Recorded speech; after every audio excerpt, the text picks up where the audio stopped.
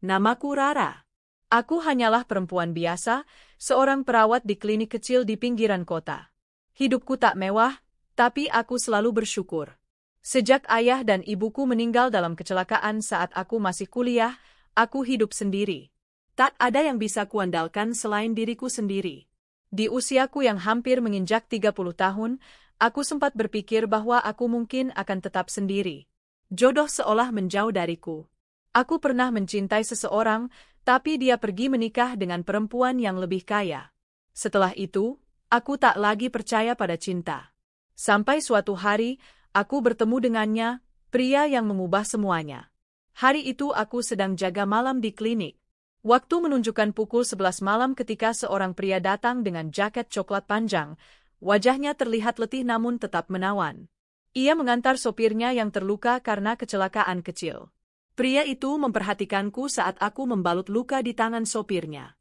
Perawatnya halus banget ya kalau menangani pasien, katanya sambil tersenyum. Aku hanya tersenyum tipis. Sudah biasa, Pak? Dia tertawa, panggil saya Mas Gan, jangan Pak. Saya belum tua-tua amat. Aku menunduk, tak terbiasa dengan perhatian seperti itu. Tapi dia tidak berhenti di situ. 2 hari kemudian, Mas Gan kembali ke klinik, bukan karena luka, tapi hanya untuk cek tekanan darah, katanya. Dan sejak hari itu, dia datang hampir setiap minggu. Kadang dengan alasan yang dibuat-buat, kadang hanya mampir sebentar untuk memberikan makanan kecil atau membawakan kopi. Aku tahu perasaanku mulai tumbuh, tapi aku selalu mengingatkan diri, jangan jatuh hati pada seseorang yang mungkin hanya main-main. Namun Mas Gan tak seperti pria lain. Dia sabar, terus mendekatiku, dan memperlakukanku dengan sangat baik. Ia mendengarkan ceritaku, menghiburku saat aku lelah, dan membuatku merasa berharga. 3 bulan setelah pertemuan pertama kami, Mas Gan melamarku. Saat itu, kami sedang makan di warung pinggir jalan favoritku, tempat sederhana yang tak banyak dikunjungi orang. Rara, aku tahu mungkin kamu merasa ini terlalu cepat. Tapi aku sudah cukup umur, dan aku tahu apa yang aku mau. Aku ingin kamu menjadi istriku. Aku tercengang. Mas yakin? Aku bukan siapa-siapa, penghasilan biasa saja, tidak cantik. Justru itu, kamu sederhana, tulus, dan tidak dibuat-buat. Aku tidak butuh wanita yang bisa pamerkan kemewahan. Aku butuh pendamping hidup. Dan itu kamu. Hatiku luluh. Untuk pertama kalinya setelah sekian tahun, aku merasa dicintai dan dihargai. Kami menikah secara sederhana, hanya dihadiri beberapa orang dari pihak Mas Gan, yang katanya, keluarganya lebih banyak di luar kota dan sulit dihubungi dalam waktu singkat.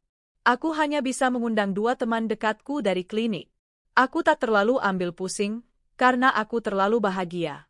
Setelah menikah, kami tinggal di sebuah rumah 2 lantai di perumahan cukup elit. Mas Gan bilang rumah itu sudah lama kosong karena sebelumnya dia tinggal di luar kota. Aku merasa aneh karena rumah itu sangat rapi dan bersih, seolah bukan rumah yang tak ditinggali.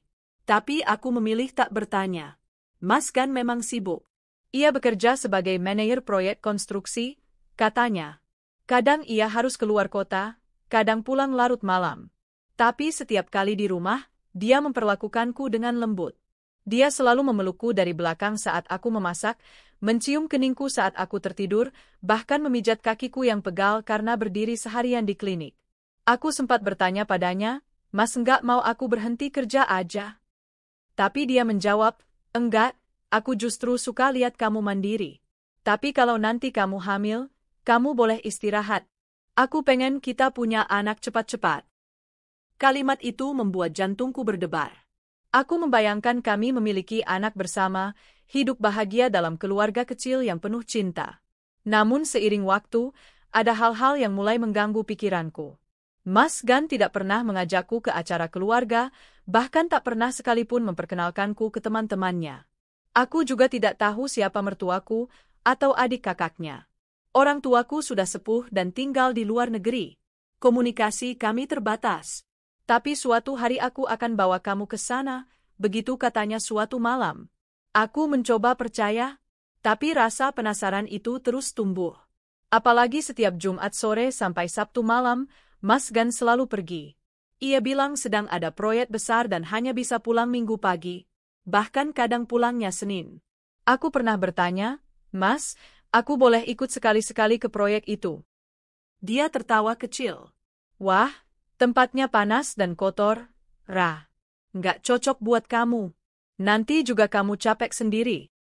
Aku tak menjawab. Di hatiku muncul rasa tak nyaman. Tapi lagi-lagi, aku menahan diri. Aku tidak ingin terlalu curiga. Bukankah setiap pernikahan butuh kepercayaan? Beberapa bulan kemudian, aku hamil. Saat hasil tes pack menunjukkan 2 garis, aku menangis haru. Dan saat kuperlihatkan pada Mas Gan, dia tampak sangat senang, bahkan lebih senang dari yang pernah kubayangkan. Dia mengangkatku berputar-putar lalu mencium perutku berkali-kali. Alhamdulillah, aku akan jadi ayah, kamu ibu, dan bayi ini akan jadi kebahagiaan kita. Aku belum pernah melihat Mas Gan sebahagia itu. Ia bahkan langsung membawaku periksa ke rumah sakit besar yang lebih lengkap fasilitasnya daripada klinik tempatku bekerja. Ia meminta agar seluruh pemeriksaan dilakukan di sana, katanya agar aku mendapatkan pelayanan terbaik. Aku menurut saja. Aku pikir, ini bentuk cintanya padaku dan calon bayi kami. Namun di balik senyum dan pelukannya, aku tak tahu bahwa ada rahasia besar yang ia sembunyikan, yang perlahan-lahan akan menghancurkan seluruh kepercayaan dan cinta yang telah susah payah kubangun. Aku tak tahu bahwa cinta yang kuterima selama ini ternyata datang dari seseorang yang tak pernah benar-benar jujur padaku. Dan semua itu mulai terungkap pada hari aku melihatnya bersama wanita lain di rumah sakit yang sama. Hari itu seharusnya menjadi hari yang biasa. Aku datang ke rumah sakit untuk pemeriksaan kandungan seperti biasa. Usia kehamilanku sudah menginjak 3 bulan. Kandunganku sehat, dokter bilang bayiku berkembang dengan baik. Aku lega. Rasa mual dan lemas yang hampir tiap hari kurasakan selama trimester pertama perlahan mulai berkurang. Aku duduk di kursi tunggu lantai 2 rumah sakit sambil memainkan ponsel.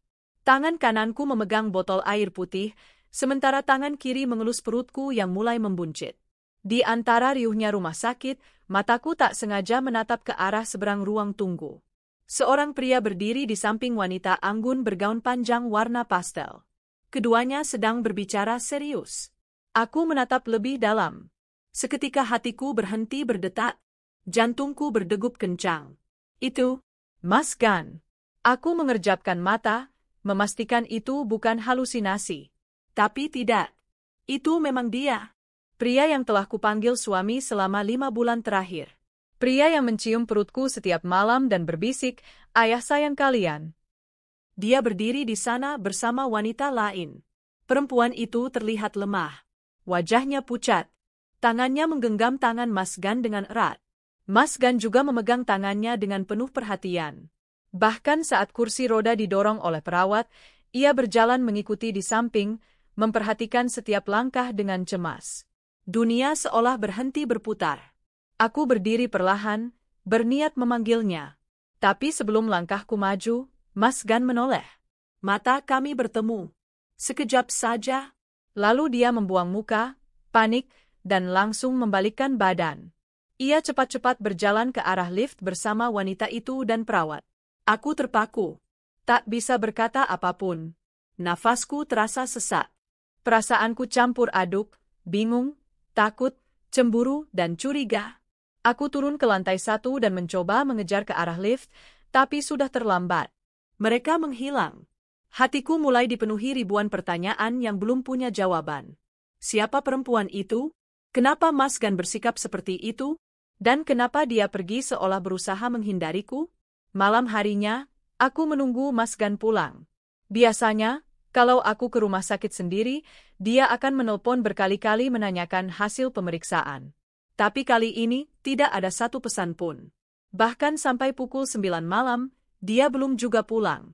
Pukul 10 lewat, akhirnya pintu rumah terbuka.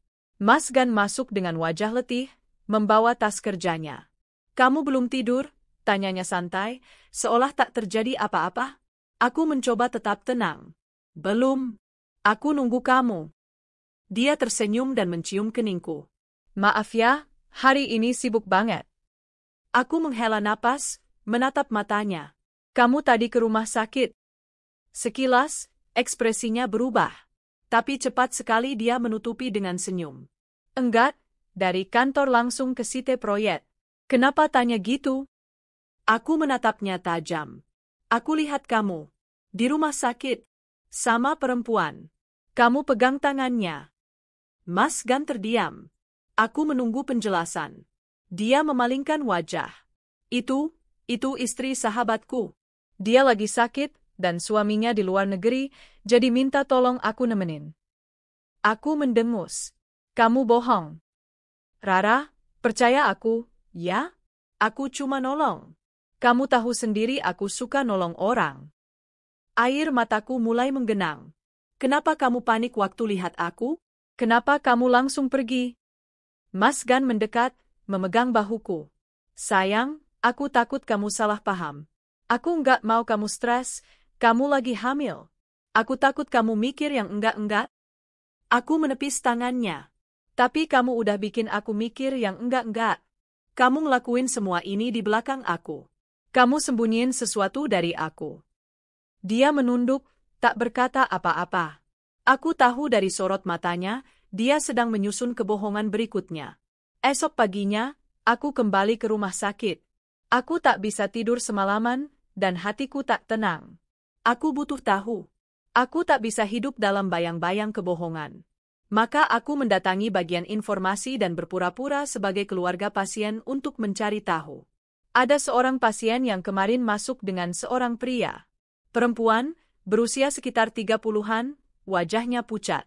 Saya, saudara Joe-nya. Namanya saya lupa, tapi saya yakin bisa mengenali namanya kalau disebutkan. Petugas itu menatapku curiga, tapi akhirnya menggeser layar monitornya. Aku membaca nama-nama pasien di hari itu. Lalu satu nama membuatku berhenti. Ayu Rahmawati Gunawan. Hatiku berdebar kencang. Gunawan. Nama belakang yang sama dengan suamiku. Aku beranikan diri bertanya, Bu Ayu ini, suaminya Mas Gunawan ya? Petugas itu mengangguk. Iya, pasien tetap kami. Beliau sudah berobat di sini selama 2 tahun. Sering datang bareng suaminya. 2 tahun? Aku dan Mas Gan baru menikah 5 bulan. Tanganku gemetar. Aku menelan ludah. Boleh tahu dia dirawat karena apa? Saya nggak bisa kasih informasi medisnya, Mbak. Tapi pasiennya sedang dalam program penanganan infertilitas. Infertilitas. Kata itu menghantamku seperti palu godam. Wanita itu, istrinya Mas Gan. Istrinya yang tak bisa mengandung. Dan aku bukan istri satu-satunya. Aku adalah istri kedua. Malamnya aku menatap wajah Mas Gan yang tertidur pulas di sebelahku. Aku tak tahu harus merasa apa. Marah? Sedih? Tersinggung? Terhina? Aku mengelus perutku. Bayi di dalam sana adalah alasan utama kenapa aku dinikahi. Bukan karena cinta, bukan karena aku spesial, tapi karena tubuhku bisa memberi apa yang tak bisa diberi oleh istri pertamanya. Air mataku jatuh. Satu persatu. Aku bangkit dari tempat tidur dan duduk di ruang tamu dalam gelap. Memeluk tubuhku sendiri, mencoba menenangkan hati yang berantakan. Paginya, aku menyiapkan sarapan seperti biasa. Tapi tak banyak bicara. Saat Mas Gan hendak pergi, aku menatapnya lekat-lekat. Kapan kamu akan jujur padaku, Mas? Dia terdiam di ambang pintu. Aku sudah tahu. Aku tahu siapa dia. Aku tahu kamu sudah menikah sebelum bertemu aku. Dan aku tahu kamu menikahiku tanpa sepengetahuannya. Kamu pikir aku ini apa? Rahim cadangan? Wajah Mas Gan memucat. Ia melangkah pelan ke arahku. Rara, aku bisa jelaskan? Aku mengangkat tangan. Enggak usah. Aku enggak butuh penjelasan. Aku cuma mau tahu satu hal, apa kamu pernah benar-benar mencintaiku? Atau kamu cuma menginginkan anak dariku? Pertanyaan itu menggantung. Sunyi. Bahkan suara detik jam pun terasa menyakitkan. Mas Gan membuka mulut, lalu menutupnya lagi. Ia menunduk. Hah? Dan dengan satu kata itu saja, aku tahu jawabannya. Hari-hariku setelah mengetahui kebenaran itu terasa seperti mimpi buruk yang tak kunjung berakhir. Tiap kali aku melihat wajah Mas Gan, bayangan wanita itu kembali hadir. Wanita sah yang duduk di sisi pria yang sama, dalam ruang yang sama, dengan cinta yang seharusnya bukan milikku. Aku adalah istri kedua. Disembunyikan. Dipakai. Aku hanyalah jalan pintas bagi Mas Gan untuk mendapatkan sesuatu yang tak bisa diberi oleh wanita yang ia nikahi terlebih dahulu, seorang anak. Setiap pagi, aku masih memasakkan sarapan, menyambutnya dengan senyum yang kupaksakan, dan berbasa-basi seolah rumah tangga kami baik-baik saja. Tapi malam hari, saat lampu dipadamkan dan sunyi menyelimuti rumah, aku hanya bisa menangis pelan sambil mengelus perutku yang semakin membesar. Bayi ini tak salah. Tapi aku merasa diperalat dengan sangat halus. Hari itu, saat perutku mulai mengeras karena kelelahan, aku memutuskan untuk beristirahat dari klinik. Aku butuh waktu. Bukan untuk tubuhku, melainkan untuk hatiku yang remuk. Aku menuliskan surat cuti pada atasan dan menghabiskan waktu di rumah. 1 hari, 2 hari, hingga sepekan, Mas Gan tidak banyak bicara. Ia tahu aku tahu, tapi tetap berusaha menjalani hari seperti biasa. Seolah-olah semua bisa dibiarkan mengalir begitu saja. Tapi luka itu tidak bisa sembuh dengan sendirinya. Malam itu, aku memberanikan diri bicara serius dengannya. Kami duduk di ruang tengah, setelah makan malam yang hambar tanpa percakapan. Mas, aku mau bicara, ujarku lirih. Mas Gan menoleh. Ia tampak letih. Matanya sayu. Aku enggak bisa begini terus. Aku butuh kejelasan. Aku ingin tahu, kenapa kamu menikahiku tanpa bilang bahwa kamu sudah punya istri? Ia menarik napas panjang. Aku bingung mulai dari mana. Mulailah dari yang paling jujur. Mas Gan menunduk. Ia menautkan jemarinya, lalu berkata, Ayu, istriku, kami sudah menikah hampir 10 tahun. Tapi kami belum juga dikaruniai anak. Kami sudah ke dokter, ke berbagai tempat pengobatan, tapi semua hasilnya menunjukkan kalau Ayu sulit hamil. Aku menatapnya lekat-lekat, menunggu kalimat berikutnya. Dia sempat mengusulkan untuk adopsi, tapi aku tetap ingin punya darah daging sendiri. Aku ingin keturunan. Aku ingin punya anak yang bisa kupanggil, Nak, yang bisa kupeluk dan kudidik sendiri. Ia terdiam sesaat. Lalu aku bertemu kamu. Awalnya aku hanya tertarik karena kamu sederhana, lembut, berbeda dari perempuan-perempuan lain yang pernah aku kenal. Lama-lama, aku nyaman. Tapi aku tahu, Ayu enggak akan pernah izinkan aku menikah lagi. Dia menentang keras poligami. Jadi aku menikahimu diam-diam. Aku membeku. Setiap kata seperti pisau yang menusuk pelan-pelan ke dalam dadaku. Jadi semua ini memang karena kamu ingin anak? Bukan karena kamu mencintaiku? Tanyaku pelan. Mas Gan menggeleng cepat. Enggak, Ra. Aku mencintaimu. Sungguh. Tapi, aku enggak bisa membohongi kenyataan kalau alasan awalnya memang karena itu. Aku berdiri. Air mataku jatuh tanpa bisa kutahan. Kamu tahu enggak, Mas? Rasanya seperti aku ini tempat singgah. Kamu menanam benihmu, lalu menunggu hasilnya, tanpa pernah benar-benar menganggapku sebagai pendamping hidupmu. Bukan begitu, Ra?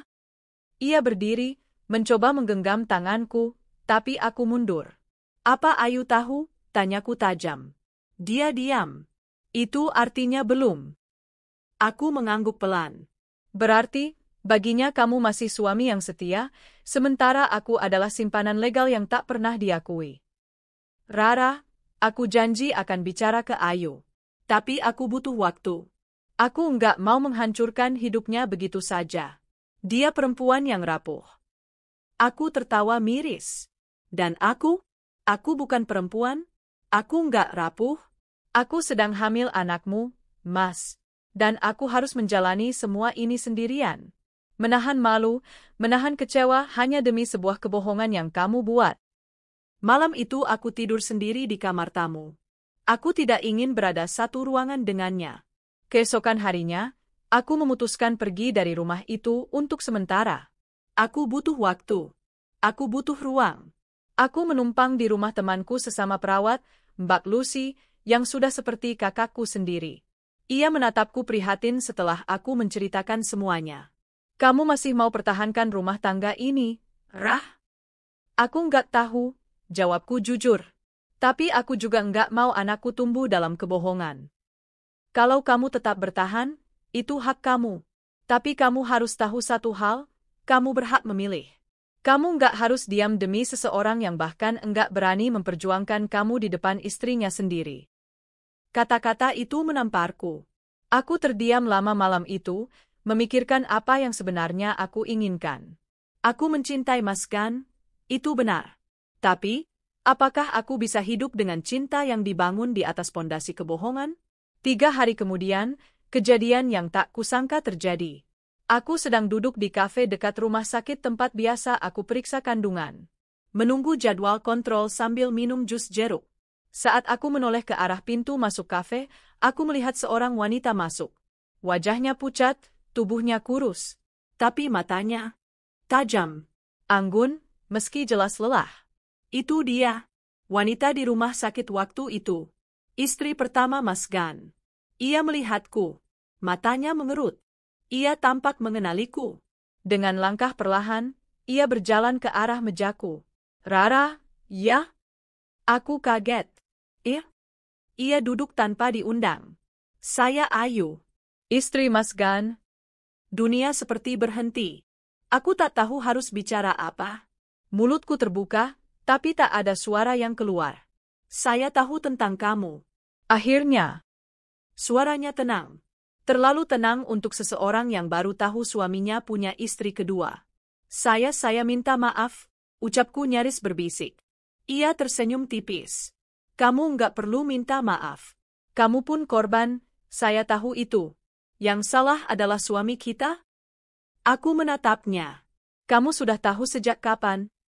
Baru tadi pagi. Dia akhirnya ngaku. Mungkin karena kamu sudah pergi dari rumah. Dia panik. Hatiku mencelos. Jadi Mas Gan akhirnya jujur. Saya marah, tentu.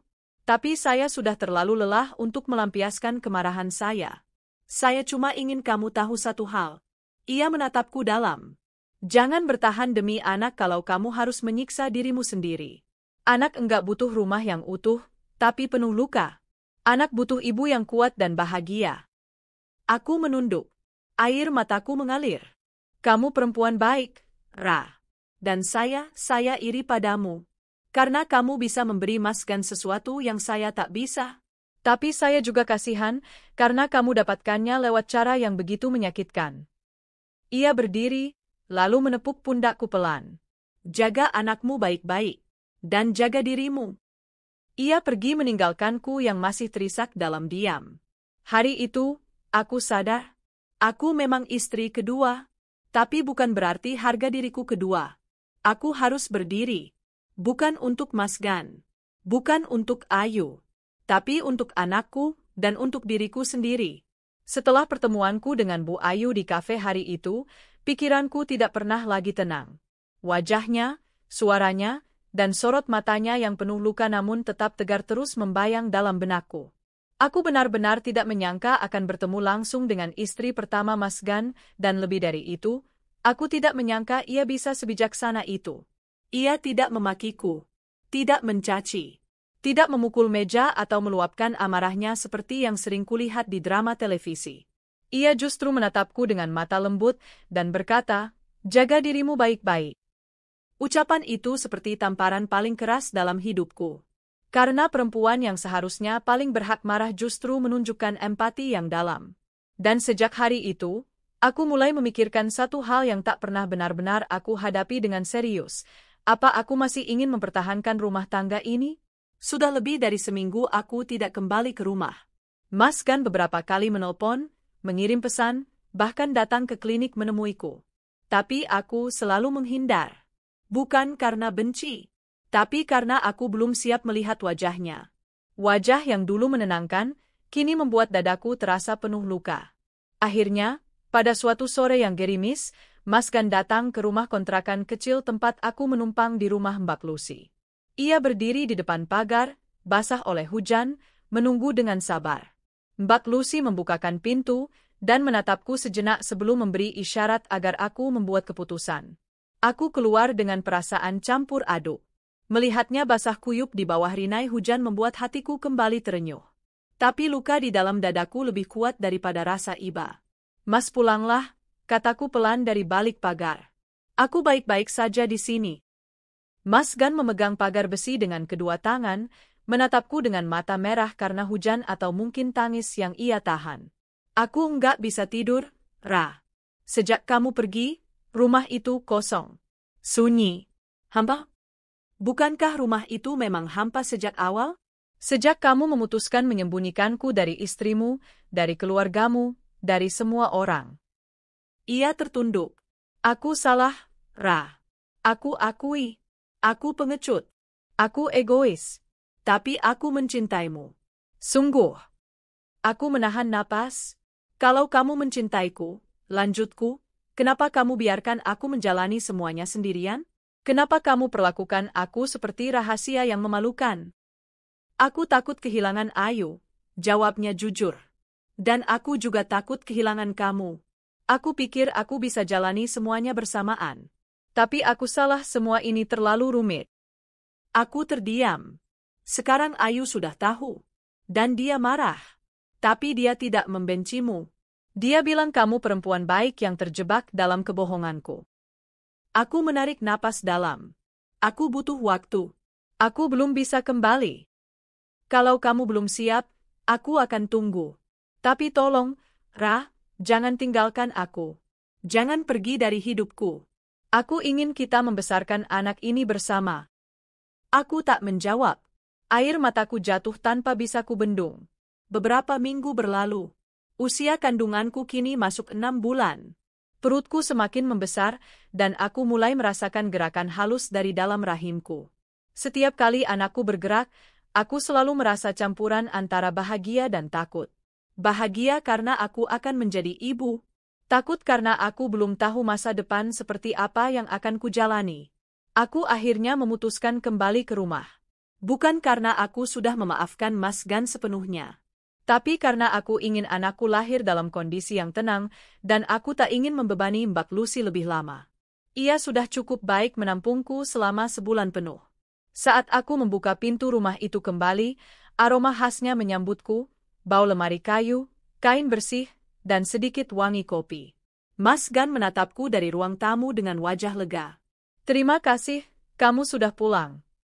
Aku mengangguk tanpa berkata. Sejak saat itu, aku dan Mas Gan seperti dua orang asing yang tinggal dalam satu atap. Kami masih berbicara, tapi hanya tentang kebutuhan. Kami masih makan bersama, tapi tanpa obrolan panjang.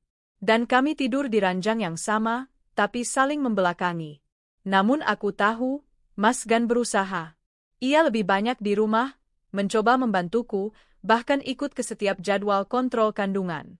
Ia menyetir dengan sabar, menemaniku di ruang tunggu, bahkan ikut bertanya ke dokter soal perkembangan janin. Tapi tetap saja, luka itu belum sembuh. Suatu malam, setelah makan malam, ia duduk di sampingku. Aku sedang mengoleskan minyak ke perutku yang mulai gatal. Boleh aku bicara? Tanyanya pelan. Aku mengangguk. Aku tahu mungkin aku tak layak meminta ini. Tapi aku ingin kamu tahu, aku ingin bertanggung jawab penuh. Bukan hanya karena aku ayah dari bayi ini. Tapi karena aku sadar, kamu adalah perempuan yang tak seharusnya aku sakiti. Aku menatapnya. Aku tahu kamu belum bisa memaafkan aku. Dan aku tidak akan memaksamu.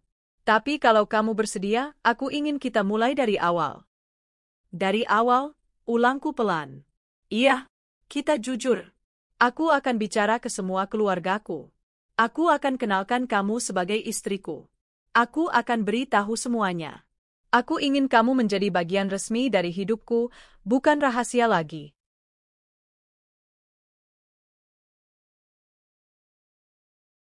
Aku menatapnya lama. Aku tahu dia bersungguh-sungguh. Tapi apakah aku siap? Mas, kamu bisa lakukan semua itu. Tapi aku belum tentu bisa mencintaimu seperti dulu. Aku tahu. Tapi aku akan tunggu. Sampai kamu siap. Sampai kamu percaya lagi. Dan sejak hari itu, perlahan, sangat perlahan, hubungan kami mulai berubah. Tidak instan. Tidak mudah. Tapi setidaknya, aku mulai merasa dihargai. Mas Gan benar-benar memperkenalkanku pada keluarganya, meski sempat terjadi keheningan tak mengenakan. Beberapa saudara menyambut dingin, beberapa lain bahkan menatap sinis. Tapi aku tak peduli. Aku bukan perempuan perusak rumah tangga orang. Aku korban dari laki-laki yang terlalu serakah akan cinta dan keturunan. Yang mengejutkan, suatu siang Bu Ayu datang menemuiku. Ia datang membawa kado kecil, baju bayi dan buku panduan ibu baru. Aku kaget, bahkan hampir tidak bisa membuka pintu karena tangan gemetar. Aku bukan mau menyakiti kamu, Ra, ucapnya. Aku datang sebagai sesama perempuan yang sedang belajar berdamai dengan luka. Aku menunduk. Terima kasih, aku nggak tahu harus ngomong apa. Kita sudah cukup terluka karena orang yang sama. Jangan saling menyalahkan. Lebih baik kita saling mendoakan agar anak ini lahir dalam damai. Dan sejak hari itu, aku semakin yakin akan satu hal, hidup ini tak selalu adil, tapi kita bisa memilih bagaimana cara kita berdiri dari jatuh yang menyakitkan.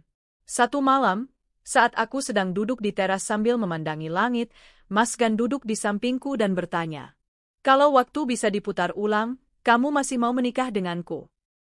Aku terdiam lama, lalu menjawab pelan, "Mungkin tidak. Tapi, kalau aku tidak menikah denganmu, aku tidak akan pernah mengenal rasa sakit ini. Dan kalau aku tidak pernah terluka, aku tidak akan tahu betapa kuatnya diriku." Aku menoleh padanya, tersenyum tipis. Dan aku tidak akan pernah memiliki anak sekuat bayi ini. Ia menggenggam tanganku erat. Terima kasih masih bertahan. Aku tidak menjawab. Dalam hati, aku tahu ini bukan akhir. Tapi setidaknya aku sudah mulai memilih untuk memperjuangkan harga diriku sendiri, bukan karena cinta, tapi karena aku dan anakku layak dihormati. Rumah itu terasa sunyi. Setelah kejadian di rumah sakit, setiap sudut rumah ini menyimpan luka. Dindingnya menjadi saksi bisu kepura-puraan yang telah dijalani Mas Gan selama ini. Aku berjalan pelan menyusuri ruang tamu dengan tangan gemetar, menatap setiap foto kami yang tergantung di dinding. Waktu terasa lambat. Setiap detik penuh sesak.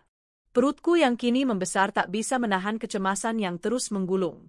Tapi aku harus tahu semuanya. Aku harus tahu seberapa dalam kebohongan yang Mas Gan tutupi dariku. Hari itu aku memutuskan mendatangi rumah besar tempat Lestari tinggal. Ya, rumah itu, yang dulu tak sengaja kulihat saat mengikuti Mas Gan. Rumah dengan gerbang besi tinggi, dan taman rapi di depannya. Hatiku masih ragu, tapi kaki ini terus melangkah. Ketika pintu dibuka oleh seorang pembantu, aku mengucapkan pelan, "Saya ingin bertemu dengan Bu Lestari." Wanita itu menatapku dari atas ke bawah, seperti menilai penampilanku yang sangat biasa. "Ada keperluan apa, Bu?" Saya hanya ingin bicara tentang Mas Gan." Tak lama kemudian, Lestari muncul di ambang pintu. Perempuan itu tampak anggun dengan baju rumahan yang tetap rapi dan elegan. Ia memandangku dalam diam, sebelum akhirnya berkata, "Masuklah." Kami duduk berhadapan di ruang tamu. Tak ada pembuka basa-basi. Aku langsung mengeluarkan dokumen fotokopi surat nikahku dengan Mas Gan. Lestari menatapnya, lalu mendongak dengan wajah kaku. "Apa ini?" tanyanya tajam. "Itu surat nikah saya dengan Mas Gan."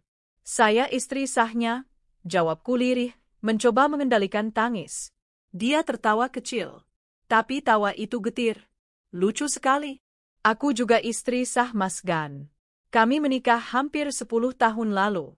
Dan aku baru tahu hari ini kalau aku ternyata bukan satu-satunya."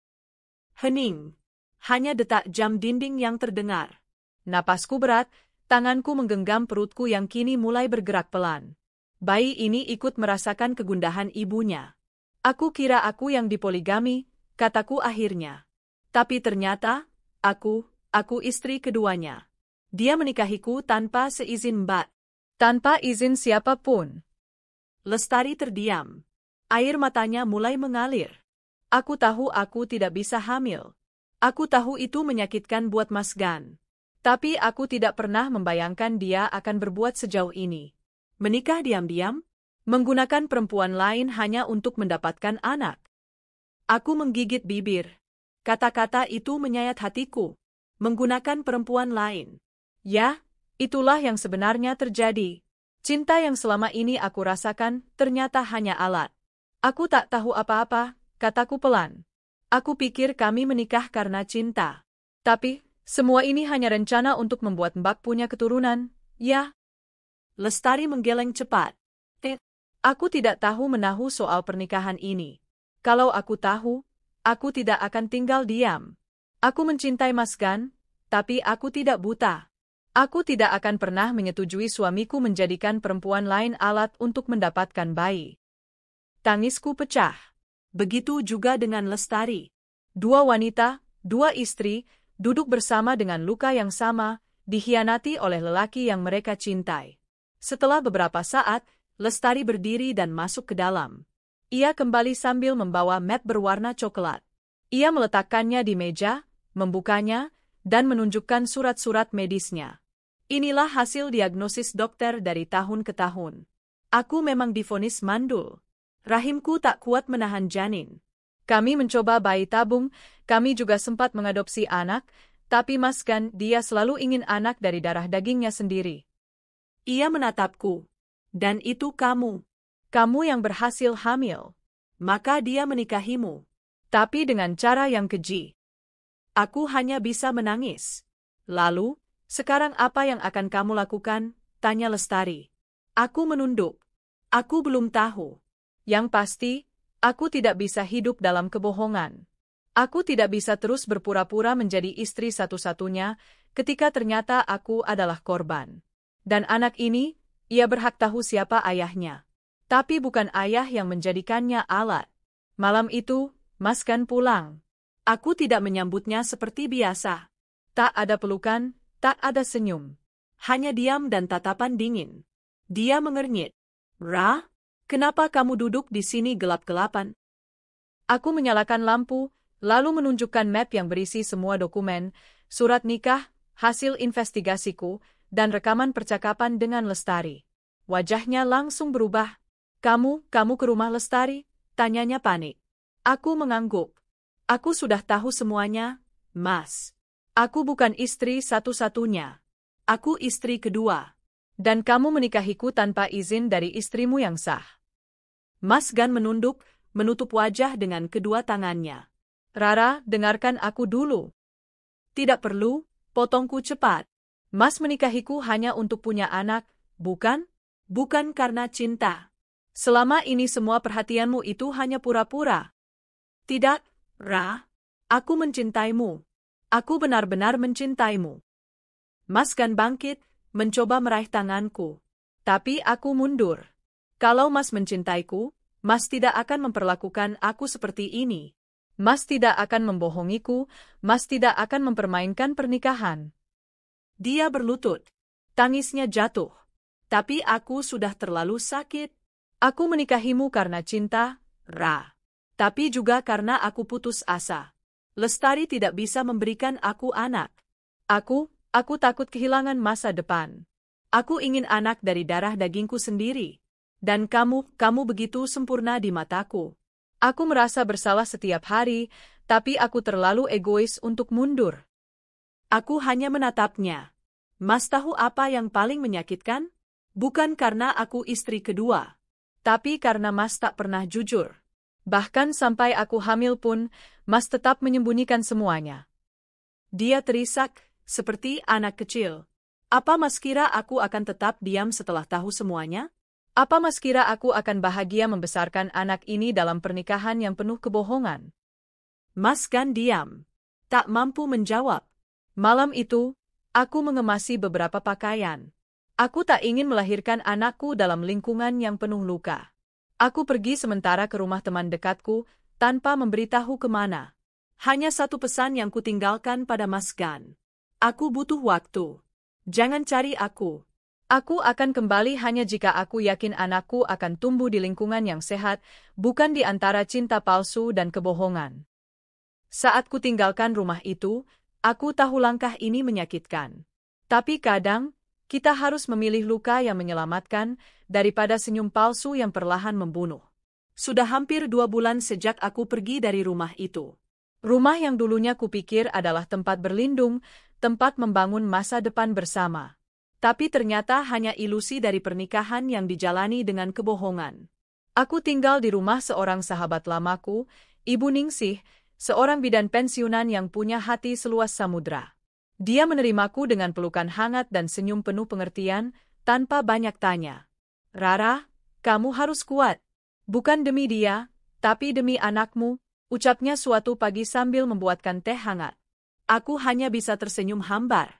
Setiap hari aku mencoba tetap tegar, tapi malam selalu menjadi musuhku. Di malam hari, saat suara dunia mereda, luka-luka itu terasa seperti ditusuk kembali. Perutku sudah makin besar. Aku menghitung hari, tinggal sekitar sebulan lagi aku akan melahirkan. Tapi Mas Gan belum juga muncul. Dia tak mencariku, setidaknya secara langsung. Tapi aku tahu dari beberapa pesan yang dikirimkannya ke ponselku. Maafkan aku, Rara. Aku hanya ingin bicara. Tolong kabari aku, kabari anak kita. Aku merindukan kalian. Aku akan menunggu, dimanapun dan sampai kapanpun. Aku membaca pesan-pesan itu tanpa membalas. Rasanya seperti melihat orang yang menjatuhkanmu lalu menangis karena tangannya sakit. Ironis. Hingga suatu sore, saat aku sedang duduk di teras bersama Bu Ningsih, sebuah mobil berhenti di depan rumah. Aku terdiam. Pintu mobil terbuka, dan dari dalamnya turun Lestari. Aku membeku. Bu Ningsih menoleh ke arahku, lalu berdiri pelan. Aku ke dalam dulu, ya? Aku mengangguk pelan, menahan napas. Lestari berjalan ke arahku, mengenakan kemeja sederhana dan celana panjang. Tak ada riasan, hanya mata yang tampak letih tapi tetap tajam. Assalamualaikum, sapanya. Waalaikumsalam. Jawabku dengan suara nyaris tak terdengar. Dia duduk di kursi sebelahku, menatap ke depan. Beberapa menit kami terdiam. Lalu ia mulai bicara. Aku tahu aku tidak punya hak datang ke sini. Tapi aku ingin bicara, sebagai sesama perempuan. Aku menoleh pelan. Silakan. Lestari menarik napas dalam-dalam. Aku sudah bicara dengan Mas Gan. Aku tahu semua yang telah terjadi, dan aku tahu ini menyakitkan untukmu. Untukku juga. Tapi aku tidak bisa hanya diam dan membiarkan semua ini berantakan. Aku mengangkat alis. Apa maksud Mbak? Aku akan mengajukan cerai. Mataku membelalak. Aku tidak menyangka kata-kata itu keluar dari mulutnya. Lestari melanjutkan. Aku mencintai Mas Gan, tapi aku juga mencintai diriku sendiri. Dan aku tidak mau terjebak dalam rumah tangga yang sudah tidak utuh karena pengkhianatan. Aku tidak menyalahkanmu, Rara. Kamu juga korban. Tapi aku sudah terlalu lelah. Aku hanya menatapnya, tak bisa berkata-kata. Dan aku tahu kamu akan melahirkan sebentar lagi. Kamu butuh ketenangan. Jadi, aku ingin kamu tahu, aku tidak akan ikut campur. Aku akan pergi jauh setelah proses perceraian selesai. Aku ingin memulai hidup baru. Suaranya sedikit bergetar. Satu hal saja, jaga anak itu baik-baik. Dia tidak salah apa-apa. Jangan biarkan dia tumbuh dalam kebohongan seperti kita. Air mataku jatuh. Aku tidak tahu harus marah, lega, atau sedih. Mbak, aku minta maaf, sungguh aku tidak tahu. Lestari tersenyum pahit. Aku tahu. Dan aku juga minta maaf, karena dulu pernah berpikir kamu merebut suamiku. Ternyata kita sama-sama tak tahu apa-apa. Lalu dia berdiri, menatapku sebentar, dan pergi tanpa pamit panjang. Beberapa hari setelah pertemuan itu, aku akhirnya mengizinkan Mas Gan menemuiku. Tapi bukan karena aku telah memaafkannya. Aku hanya merasa dia perlu melihat sendiri luka yang telah dia tinggalkan. Kami bertemu di sebuah taman kecil dekat rumah Bu Ningsih. Saat ia datang, aku melihat wajahnya jauh lebih tirus. Matanya sembab, seperti habis begadang berhari-hari. Tapi aku tak membiarkan kelemahannya melunakkan hatiku. Terima kasih sudah mau menemuiku, katanya lirih. Aku hanya ingin bicara, jawabku singkat. Dia duduk, menatapku, lalu langsung berlutut. Aku tahu aku tidak pantas memohon, tapi aku ingin kamu tahu. Aku menyesal. Aku salah besar. Aku tidak hanya menghancurkan pernikahan kita, tapi juga merusak kepercayaanmu. Aku menggeleng pelan. Mas, ini bukan soal perasaan lagi. Ini soal masa depan anak kita. Aku tak ingin dia hidup dengan contoh ayah yang pembohong. Mas Gan mengangguk, menahan tangis. Biarkan aku tetap di sampingmu, Ra. Aku tidak akan menuntut diampuni sekarang. Tapi izinkan aku membuktikan diriku sebagai ayah yang layak. Aku terdiam. Lestari sudah bicara padaku. Dia ingin berpisah. Aku menunduk. Aku tahu. Dia bilang, aku harus memilih. Tapi pada akhirnya semua sudah tak bisa kembali seperti dulu. Ia menatapku. Tapi aku ingin memperbaiki semuanya. Demi anak ini. Demi kamu. Jika kamu bersedia memberiku kesempatan, aku akan mulai dari nol. Bukan sebagai suami, tapi sebagai ayah. Kata-kata itu menamparku. Mas Gan, pria yang dulu begitu kukagumi, kini bersimpuh meminta kesempatan bukan untuk jadi suami lagi, tapi hanya untuk jadi seorang ayah. Aku tahu, harga dirinya pasti remuk. Tapi inilah kenyataan yang ia pilih. Aku tidak tahu harus berkata apa, Mas, kataku pelan. Aku masih hancur. Tapi aku akan beri Mas kesempatan untuk membuktikan, sebagai ayah. Dia menangis. Kali ini aku biarkan dia menangis. Waktu terus berjalan. Hari kelahiran semakin dekat. Dan untuk pertama kalinya, aku izinkan Mas Gan menemaniku saat kontrol ke dokter. Ia datang membawa susu ibu hamil dan minyak kayu putih. Sederhana, tapi kulihat ketulusan di matanya. Bu Ningsih mengangguk pelan padaku saat melihat Mas Gan mengelus perutku yang besar dengan lembut. Kalau dia berubah, beri ruang. Tapi jangan beri semuanya sampai dia benar-benar pantas, ucap Bu Ningsih. Aku mengangguk. Hatiku masih terbelah. Tapi setidaknya, luka ini mulai mengering, meski bekasnya akan tetap ada. Suatu malam, aku menuliskan sebuah surat untuk anakku yang belum lahir. Nak, kelak jika kau membaca ini, ketahuilah bahwa kau lahir dari luka. Tapi bukan berarti kau harus hidup dalam luka. Aku dan ayahmu pernah tersesat. Tapi kehadiranmu membuat kami ingin kembali ke jalan yang benar. Jadilah cahaya, bukan bayangan. Jadilah alasan kami untuk berubah. Air mataku jatuh, membasahi surat itu. Aku belum tahu apa yang akan terjadi setelah anak ini lahir. Tapi aku tahu satu hal, aku akan memperjuangkan hidupnya sebaik mungkin. Dan untuk Mas Gan, waktu akan membuktikan apakah penyesalannya adalah pintu menuju perubahan, atau hanya sekadar rasa bersalah yang datang terlambat. Hari itu akhirnya datang. Setelah malam panjang penuh kontraksi, tangis pertama anakku terdengar memenuhi ruang bersalin. Aku terisak saat perawat meletakkan bayi mungil berbalut selimut biru itu di dadaku. Selamat, Bu Rara.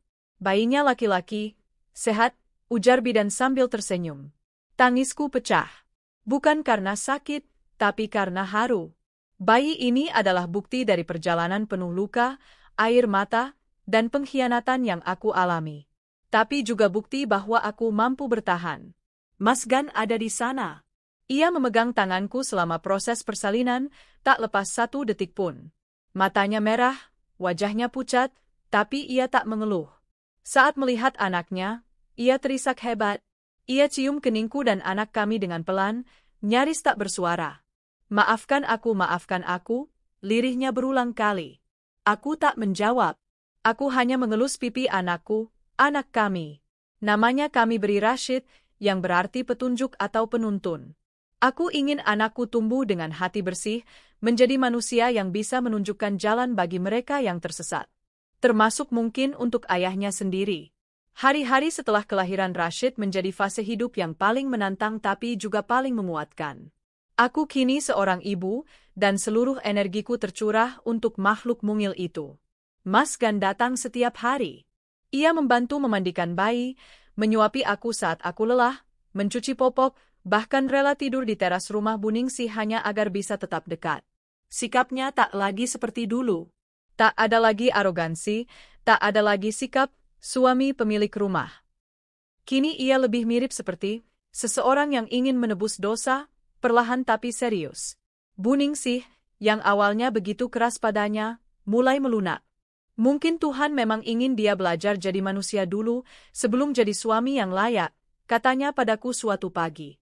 Aku hanya tersenyum kecil. Hati ini sudah tak sama. Tapi aku tak lagi membenci. Sebulan setelah melahirkan, Lestari mengirimiku pesan. Aku resmi bercerai hari ini. Semoga kamu kuat, Rara. Jangan lupa, kamu berhak bahagia. Aku menangis membaca pesan itu. Bukan karena senang, bukan juga karena sedih. Tapi karena aku tahu, di balik semua ini, kami sama-sama terluka. Aku tidak membenci Lestari. Bahkan jika boleh jujur, aku menghormatinya. Tak semua istri pertama akan memilih melepaskan seperti dia. Ia memilih harga dirinya. Dan aku tak bisa menyalahkannya. 3 bulan berlalu. Aku dan Rashid pindah ke rumah kecil yang disiapkan oleh Mas Gan. Bukan rumah mewah, bukan rumah pemberian, tapi rumah yang ia bangun dengan tangannya sendiri, hasil tabungannya, dan aku tahu, ia melakukannya bukan untuk memikatku kembali, tapi karena ingin memperbaiki apa yang pernah ia rusak. Kamu tak harus tinggal di sini kalau belum siap, katanya padaku saat pertama kali kami masuk rumah itu. Aku akan bantu dari jauh, kalau itu maumu. Aku menatapnya. Mas, selama ini aku mencoba menerima, bukan karena aku masih cinta. Tapi karena aku ingin anakku mengenal siapa ayahnya. Tapi, aku juga manusia. Aku punya luka. Aku butuh waktu.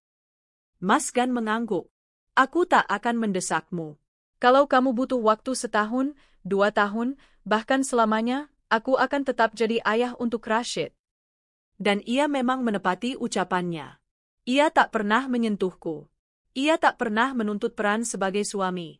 Tapi ia selalu hadir sebagai ayah yang penuh perhatian. Setiap malam, ia datang membawa susu dan mainan. Setiap akhir pekan, ia mengajak Rashid berjalan-jalan ke taman. Ia bahkan belajar memasak bubur bayi, hanya agar bisa membuat makanan kesukaan anaknya. Dan perlahan, sangat perlahan, hatiku mulai luluh. Bukan karena aku lupa pengkhianatannya. Tapi karena aku tahu, manusia bisa berubah. Aku lihat itu di mata Mas Gan setiap kali ia memandang anaknya. Bukan lagi dengan rasa bangga, tapi dengan rasa syukur. 1 tahun kemudian, di hari ulang tahun pertama Rashid, kami mengadakan syukuran kecil di rumah. Hanya beberapa tetangga, Bu Ningsih, dan seorang teman lama yang menjadi fotografer amatir. Mas Gan mendekorasi rumah sendiri. Ia menempelkan balon, menggantung pita, dan menyiapkan kue ulang tahun dengan tulisan sederhana. Selamat ulang tahun, Rashid. Ayah ibu mencintaimu. Malam itu, setelah semua tamu pulang dan Rashid tertidur, aku duduk di teras. Mas Gan menyusul dengan 2 gelas teh hangat. Kamu capek? Tanyanya. Lumayan, jawabku. Kami duduk bersebelahan. Hening. Lalu aku berkata, Mas? Ya? Jika suatu hari aku belajar mencintaimu lagi, bukan karena masa lalu kita, tapi karena perjuanganmu selama ini, apa kamu bersedia menungguku? Mas Gan menoleh. Air matanya langsung jatuh. Aku sudah menunggu, Rara. Bahkan sebelum kamu tanya. Aku tersenyum. Untuk pertama kalinya setelah sekian lama, aku merasakan damai. 3 bulan setelah itu, aku menerima Mas Gan kembali sebagai suamiku. Bukan dengan pesta, bukan dengan cincin, tapi dengan kata-kata sederhana. Aku ingin membangun rumah tangga baru. Tapi kali ini, dari nol. Bukan dari kebohongan. Ia mencium keningku pelan, dan Rashid di gendongannya tertawa kecil. Kini, 2 tahun telah berlalu sejak semua kejadian itu. Luka-luka itu masih ada, tapi tak lagi terasa menyakitkan. Seperti bekas luka di kulit yang menghitam tapi sudah tak lagi nyeri. Rashid tumbuh menjadi anak yang ceria, cerdas, dan penuh kasih. Ia menyatukan kami. Bukan dengan paksaan, tapi dengan cinta yang tulus. Mas Gan menjadi pria yang benar-benar berbeda. Ia berhenti jadi manajer di perusahaannya, dan kini membuka toko perlengkapan bayi bersama denganku. Kami menamai toko itu, Rashid Babyas, sebagai simbol awal baru yang kami bangun bersama. Dan aku bukan lagi Rara yang dulu. Aku adalah Rara yang tahu bahwa cinta tak selalu berbentuk pelukan manis atau janji indah. Terkadang, cinta lahir dari luka, tumbuh dari penyesalan, dan bertahan karena kemauan untuk berubah. Jadi, untuk siapapun yang merasa hancur karena pengkhianatan, ingatlah ini. Terkadang, bukan tentang bertahan atau pergi, tapi tentang memutuskan siapa dirimu setelah badai berlalu. Dan aku memilih jadi versi terbaik diriku, bukan karena dia, tapi karena aku dan anakku layak mendapatkannya.